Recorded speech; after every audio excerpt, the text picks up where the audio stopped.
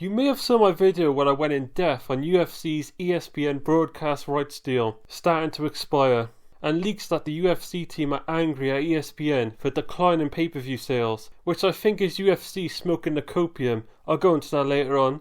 But now, according to this leak, they're asking for $1 billion a year for this new deal, and it's looking like it's with Netflix. Could this be the end of pay-per-view, particularly for the American audience who pay $80 for the card? Could they become like almost everywhere else in the world where it's subscription? As my theory is now, and it's been in some news articles, I'm putting the pieces together for you here, Netflix is saying they want the UFC to be on their regular subscription, no pay-per-view. Like how the WWE is on Netflix, which TKO owns WWE and the UFC, so there's already a business relationship there, which is why this Netflix move is likely. So this 1 billion leak could be the UFC saying, okay, we won't do pay-per-view, we'll lose that revenue, but we need $1 billion then. What we should keep in mind is Netflix wants to be in every home, so adding the UFC to their regular subscription, even if it's a loss on paper, will boost their catalogue, and it will rake in money and investment.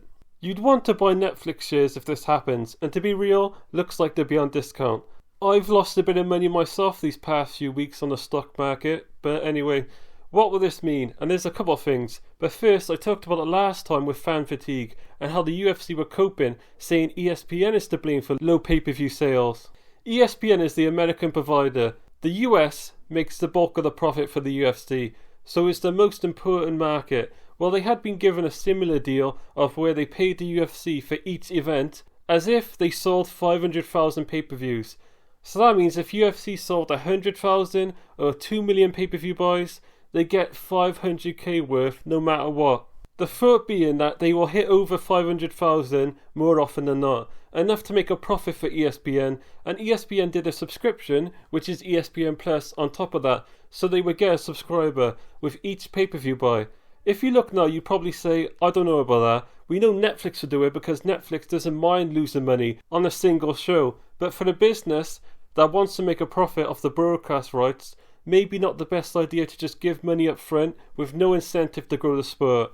But back then, the UFC was hitting new highs in viewership and sales every year. They probably thought ESPN Plus would become a bigger thing with more sports on it.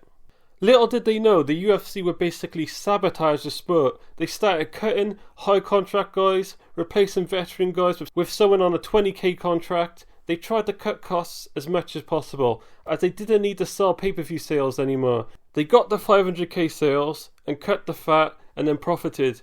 They basically just did enough to where the sport will still be interesting and they can get the next broadcast deal, but not enough to make it exciting like it was in the 2010s.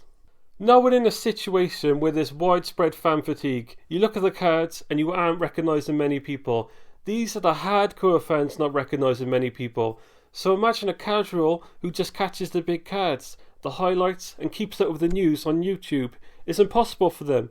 So we ended up in a situation where the UFC isn't hungry anymore, and they're on their yacht. So how can the UFC brass blame ESPN for that? But there is some blame on ESPN, really, by tying the UFC to ESPN Plus. And I've learned some more things about ESPN's platform from the commenters and such on the last video. It's not like our Discovery Plus or TNT Sports. First off, the obvious issue of having to buy a subscription along with the pay-per-view. If I just want to watch a card, why do I need a subscription? Rounding it up, it's $80 for the pay-per-view and $13 for the subscription. So now I'm paying $93 just to watch a single card. And what often happens is you forget to cancel, then you're paying over $100 just to watch one card. But then what else does ESPN Plus give you? Because ESPN has all the sports, but ESPN Plus is something else. You need to also buy cable, which is basically like a skybox. It's a regular TV to have all the sports and all the games of that sport. For example, if you're a tennis fan, you need ESPN cable version. You want to watch Monday Night Football, you need ESPN cable version. So ESPN Plus is only offering a selection of sports. And if it's not got what you like, it's basically a UFC subscription, which is a step back away from what it was before, as you could just buy the card straight up. Your subscriptions are separate. It's making it expensive to be a UFC fan, so that's why people aren't bothering to buy the cards or pay the subscription fee. Now we may know Netflix, Everyone has a subscription. Even if you don't, your mother or brother or sister or friend has it, and it has tons of films and shows.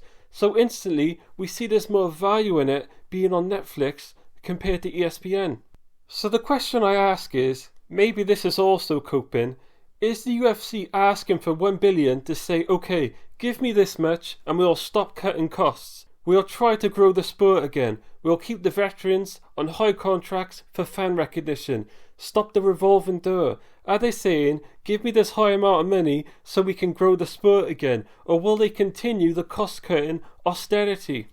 Because if they choose the route of trying to gain viewers again, along with it being on Netflix, with no pay-per-view, we will see unprecedented viewership and a crazy amount of new fans and old fans returning. Seriously, Mike Tyson vs Jake Paul had over 65 million live viewers. That's Muhammad Ali vs Joe Frazier Rumble in the Jungle numbers. It would only be good for the sport, and next year they can get 2 billion maybe, if they don't adopt the austerity mindset. You could only hope. Anyway, these are my thoughts. It'll be interesting to see how this unfolds. Let me know your thoughts in the comments. I like reading them. And subscribe if you want to keep up to date with this. I'm out.